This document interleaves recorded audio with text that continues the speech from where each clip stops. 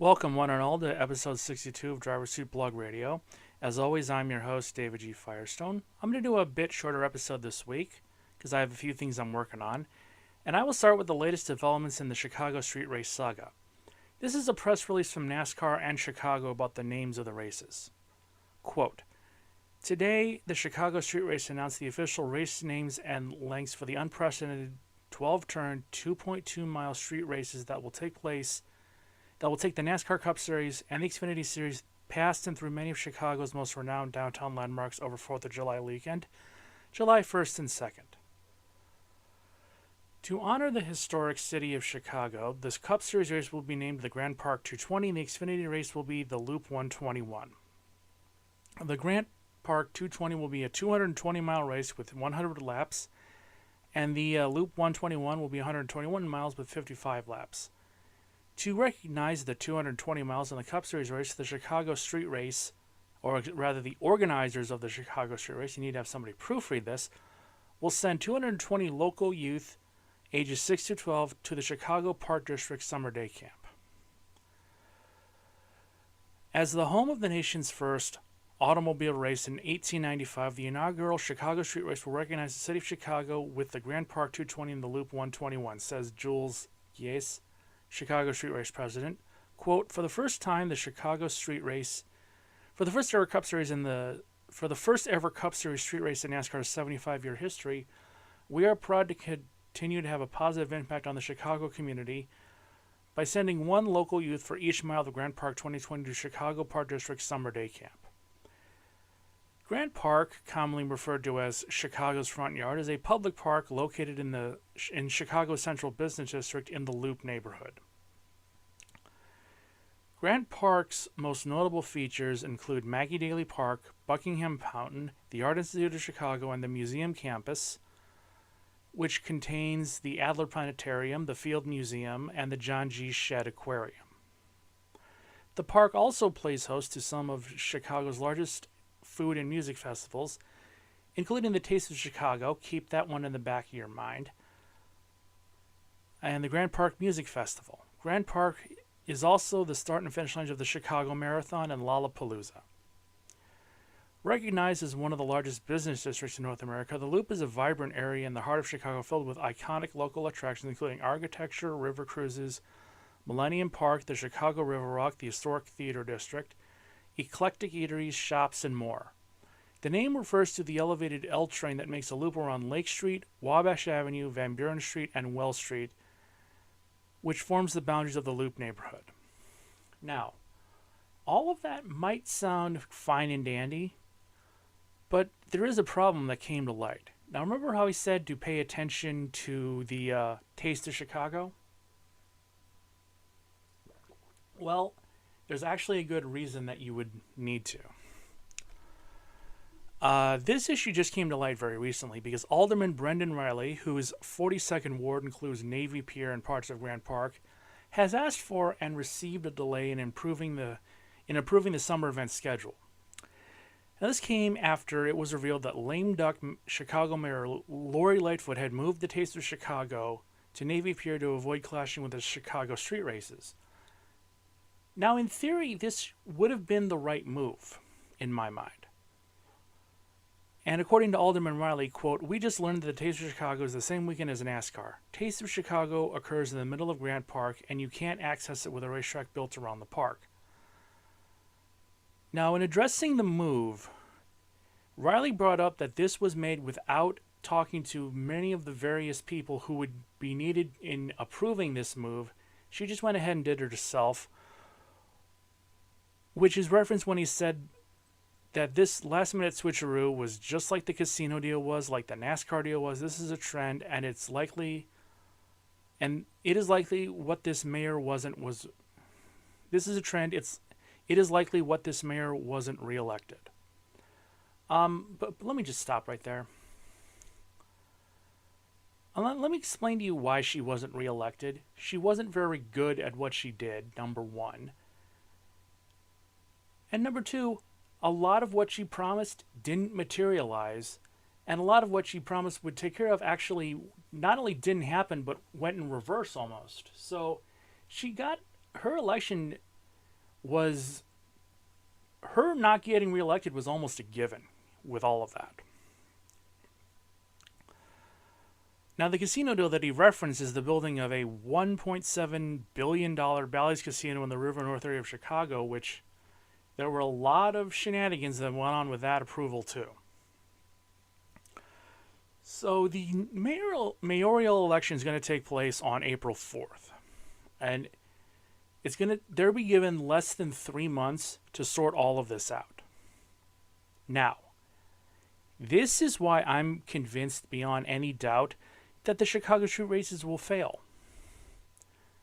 I might be able to believe it would succeed am I not being given information on an almost weekly basis about issues that are popping up that I believe are going to cause it to fail. I've addressed every single one of these issues, and the more I address them, the less I hear about them being dealt with.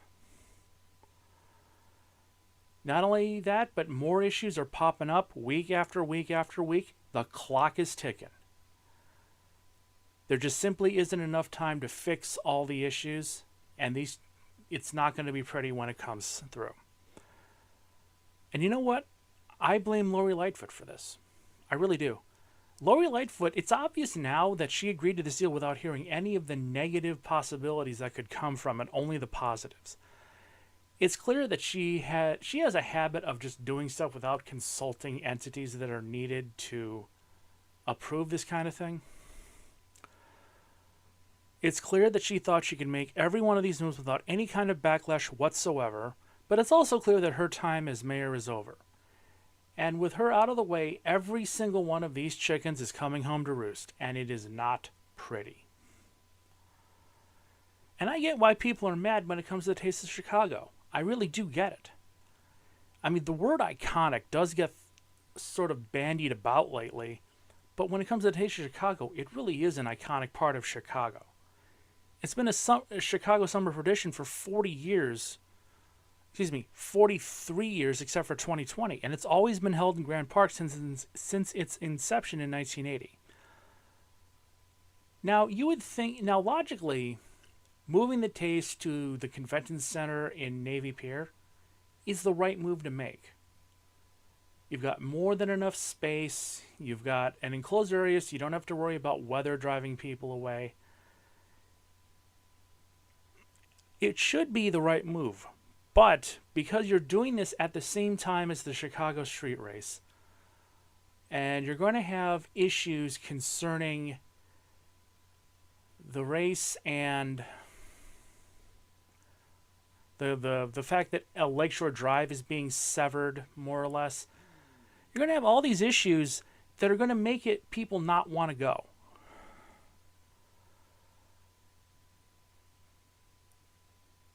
It's a lot. There are a lot of people in Chicago who love the Taste of Chicago, and there are also a lot of people who don't like the idea of this race, and a lot of them are the same people. So I was thinking about this, and I'm going to just say this. I don't care who I piss off.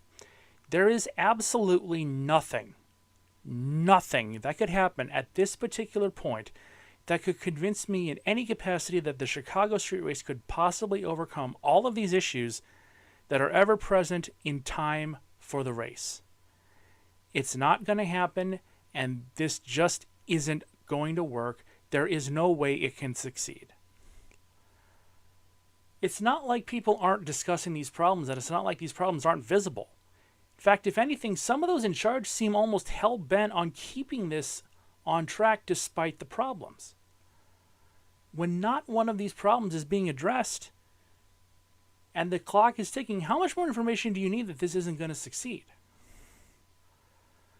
Again, I've said this before, I'll say it again. One bad race can destroy an event. Look at the 2005 U.S. Grand Prix, the 2008 Brickyard 400, the All-Star Race at Texas, and Le Mans at 1955 as a fire engine drives by my house. All those come to mind. The city of Chicago has one shot to get this right, and it's looking more and more like they will fail.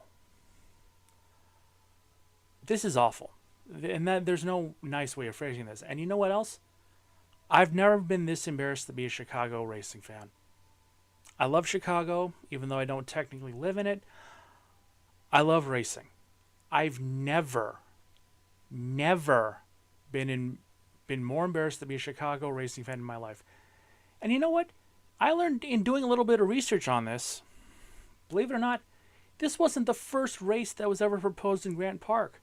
I didn't know this, but apparently in the 1980s, Mayor Jane Byrne announced that there was going to be a kart race, Championship Auto Racing Team, which was basically IndyCar before the IndyCar Racing Series. It was announced that there was going to be a race in Grant Park. The backlash was so negative that the whole thing was dropped and never referenced again. What more do I need to say here?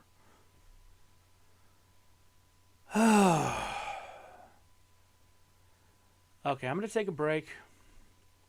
I'm going to talk about something else that I've been wanting to talk about for a while.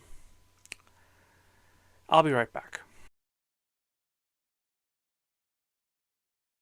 Hello, everyone. Future Dave editing this episode of the podcast. I wanted to point out that a few hours after I uploaded the original version of this, the city of Chicago announced that due to the controversy, the Taste of Chicago is being moved from July to September, specifically September 8th to the 10th at Grant Park. So I wanted to just make that clear before I edited this. I put this video out because I don't really feel like rehashing the same subjects week after week, so we're going to be doing some more news things. Let's go to the break, and we'll be right back.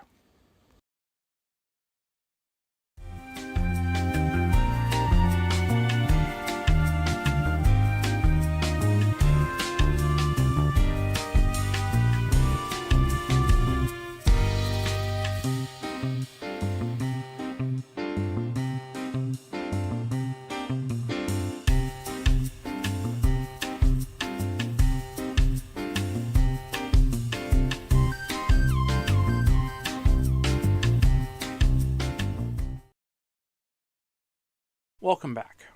Before I get to the last story, I have an announcement to make concerning a new segment.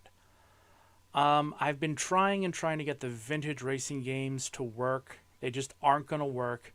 So sometimes in life you just have to cut your losses and give up. Now the good news is I did figure out a new way for tailgating time to work in this day and age. So I'll be discussing that in a little while. But I can announce that I have a new version of tailgating time with a new gimmick ready to go. Now, with that out of the way, I'll talk about LIV golf. I'm just going to sum it up very simply. LIV golf was founded by a billionaire who has no idea how a golf league is supposed to be run.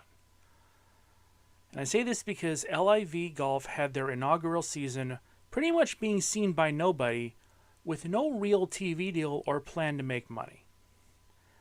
Now in their second year, they did manage to get a TV deal, albeit a bad one, but even that is not enough to compensate for the amount of money being spent on this league.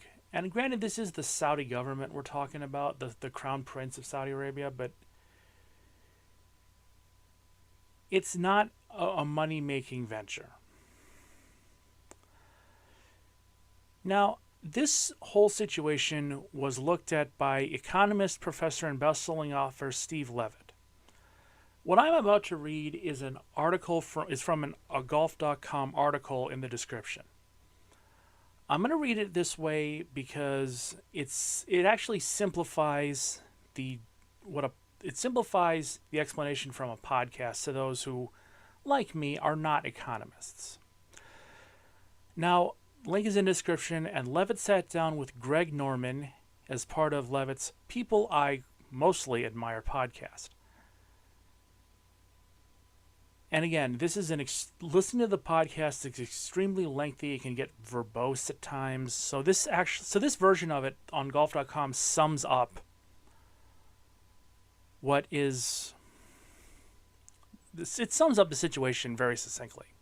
Quote, is Greg Norman's story believable? Is LIV Golf making the world a better place? Will the franchise model unlock enormous value, making the upfront investment worthwhile?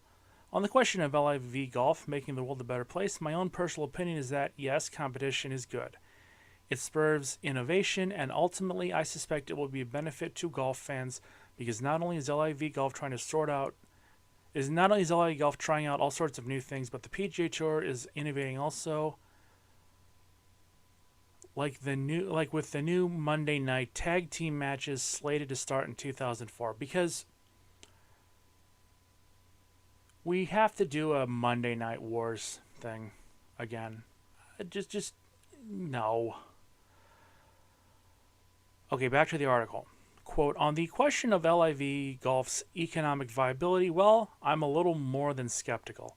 I just don't see the franchise model working, at least in its current form. In that case, I don't think LIV will survive more than a couple of years.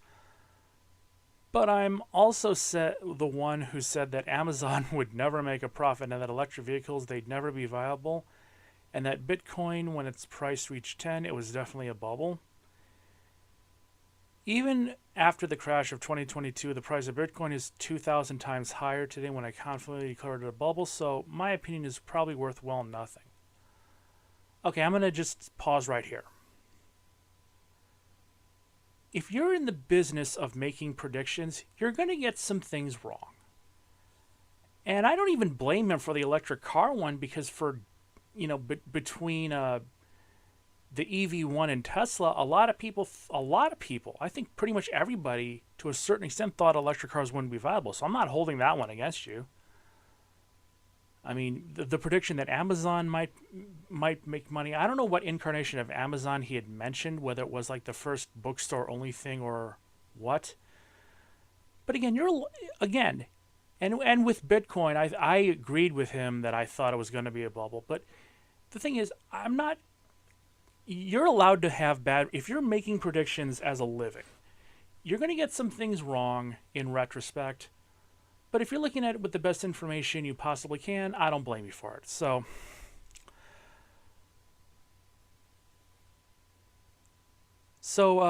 in interviewing Greg Norman, Greg said the following: Stephen, let me help you unpack this, right? So we have 12 principal players. Those 12 principal players own 25% of that franchise. The league owns 75% of it. Now, when the principal player is responsible for his own P&L over his team, no different than any NFL team, right? They're responsible for their own P&L, profit and loss. So he has to bring in individuals who can help manage his team. They could come from the agents or agencies that represented him over a period of time, or they could be the outside third-party individuals, or he could go to source these individuals to come in and work on that. So they're going to bring in sponsorship to the team. I can tell you the excitement of my principal players of the league have been elevated exponentially because now they see long-term value of understanding how to build this franchise value. So a little while after that exchange, Levitt asked Norman why he thought that the LIV's team format would work in terms of interest. Because noting that this is not the first time they've tried to turn individual sports into team sports, and that has failed. And this is the exchange that took place. A skeptic would say that Levitt said that a skeptic would say the past attempts to turn individual sports into team sports has not been very successful. I mean, I'm just thinking that about the World Team Tennis League, which has been around since the 1970s, but I don't think has been very high profile. And I think about college golf, which is a team sport that garners almost no attention. Why would you think the LIV's team version would break free of this difficulty that hindered individual sports being viewed as team sports? Norman replied that I think the investment dollars that are sitting there that have been allocated to LIV golf investments, the investments are ranking in golf on a global basis. An interesting fact, Stephen, the aging demographic of the people who watch the PGA Tour is very high. I'm 67 years old, 66 and a half, 67 years old. Wait a minute. No, it's 67. I'm sorry. It's 67 years old, 66 and a half, 67 years old. And the editor here clarifies that Norman failed to say where he got this specific information. So basically, what's going on here is the LIV is taking an approach that has proven itself ineffective. Combine that with a general apathy and lack of interest in really watching golf in this day and age, given the demographics. And he goes on. It's like a 45-minute long podcast. That's if you're not financially smart, like if you're not someone who's into financials and financial information, it's kind of confusing. But to make a long story short, there's really no chance of this succeeding long term without a better strategy. That's what I took away from this whole thing. And you know what? I knew this was going to fail. I don't have anything more to say than I told you so. I knew this wasn't going to work. I knew they couldn't play this straight. I knew this was going to be a joke. And really, I don't need to say that I have proof, because the proof has been out there for some time. I don't need tangible proof to believe this is going to fail, because everything they've done so far leads me to believe it's going to fail. Monday night tag team golf things. Yeah, ask Impact Wrestling. Ask Impact Wrestling how the Monday Night Wars worked for them. Ask WCW how that worked out. Nobody who went into this thought it was going to be anything more than a slow thing or a clown show. The PGA Tour, whether or not you like them, whether or not you like the way they do business, they have the best golfers, the best courses, and the best events on their side. While the LIV does have a few different names, they don't have anywhere near the star power or the event power that the PGA Tour does. This is going to sink like a tungsten cargo ship, and I'm not going to feel bad making fun of it when it's gone. I don't understand why this had to come into existence to begin with. I don't know why they think it's going to do anything but fail. I don't know how they can. Well, I know how they can, because they're smoking the hopium. But at the end of the day, the lesson remains the same. If you're going to do business with the Saudi government, you'd better be prepared for it to backfire. And that's exactly what's going on in the world of golf right now. And with that, I'm officially done with episode 62. I'm kind of depressed right now after recording this. Leave a like, comment, share, and subscribe. I'm Dave Firestone. I'll see you next week for episode 63.